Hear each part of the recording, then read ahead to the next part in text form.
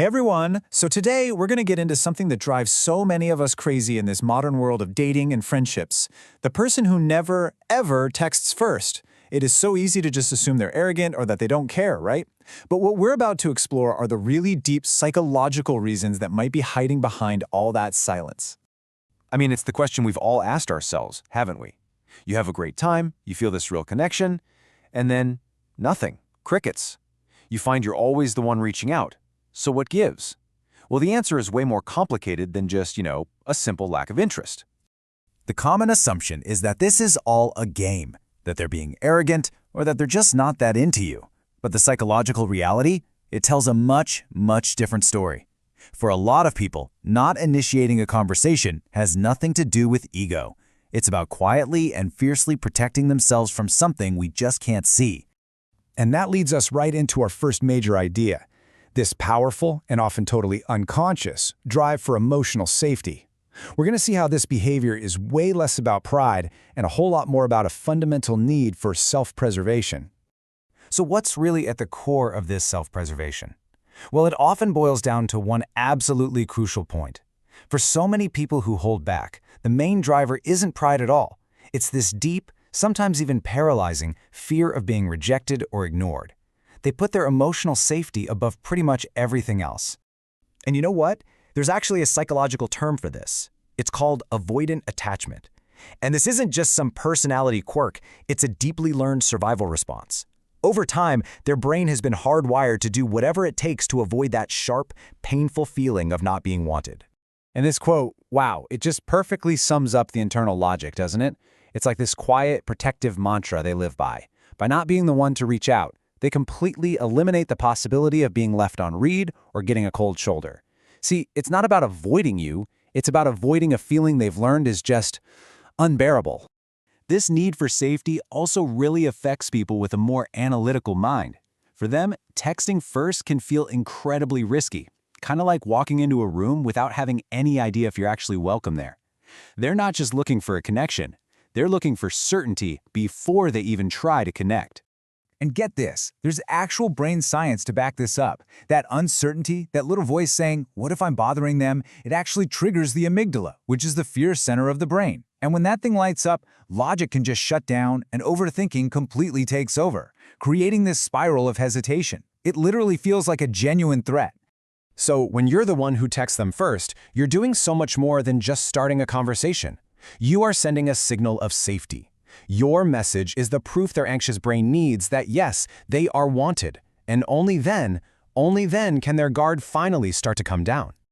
Okay, let's switch gears a little bit and look at our second big theme here. Because this isn't just about what's going on inside someone's head, it's also about the crazy world we're all living in. We're talking about the drained social battery and the intense overstimulation of our digital lives. Just think about it for a second. Our brains are absolutely bombarded with dings, pings, and notifications all day long. For people who are highly sensitive, this constant stimulation leads to something called dopamine desensitization. What that basically means is the brain just stops giving them that little reward, that little feel-good hit for simple digital interactions. The thrill is just gone. And the effect is pretty stark. A decade ago, getting a text was exciting. It was a real dopamine hit. But today, that rewarding feeling has absolutely plummeted. So if they aren't reaching out, it might just be because their brain is totally exhausted and kind of numb to all the constant digital noise. And this exhaustion isn't always something that just happens. For a lot of people, it's a very conscious choice. The people who don't initiate today were often the ones who used to do all the work. Making all the plans, desperately trying to keep conversations alive. They've learned from past experiences of really one-sided emotional labor. You can almost see the journey they went on, right? It starts with them being the one who gives 100%. Then comes that painful moment when they realize the emotional imbalance. And that leads to the final step. They pull back to protect their own mental energy. It's actually a really powerful form of self-respect.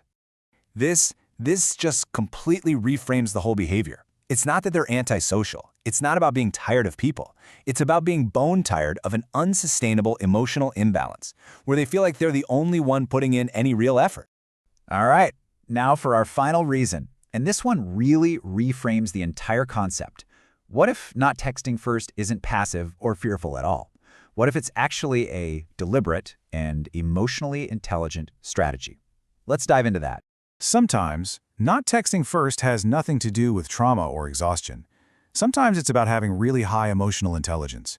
People who have a deep, intuitive understanding of human behavior just know that being constantly available can sometimes diminish the value of an interaction. This is something we can call strategic scarcity. It's this subconscious knowledge that by pulling back just a little bit, you naturally increase your perceived value and keep the curiosity alive. And let's be super clear here. This is not about playing games or manipulation. It's about intuitively understanding and controlling the rhythm of a connection. So whether it's for safety, for energy conservation, or for strategy, all of these reasons point to one single thing. If you are someone who rarely texts first, you really need to understand that your habits are just a reflection of your own unique psychological blueprint. When it comes right down to it, your communication style shows what you truly prioritize. You value peace over pressure. You value your own energy over other people's expectations. You choose emotional safety over meaningless small talk, and you definitely choose authenticity over obligation. Seriously, let that one sink in. If you identify with this behavior, your silence is not a personality flaw. It is a shield, one that you have carefully constructed to protect your inner world. It's a sign of your conditioning and your needs. And that's really the bottom line. You don't communicate based on some arbitrary social rules or what everyone else expects of you. You communicate based on your own psychological makeup and your deep-seated need for authentic, safe, and balanced connections. So I'll leave you with one final thought to reflect on. We've talked a lot about how this silence is often a shield, a necessary form of protection. But it's always worth asking yourself, at what point does that shield become a wall that might be preventing the very connections you actually desire?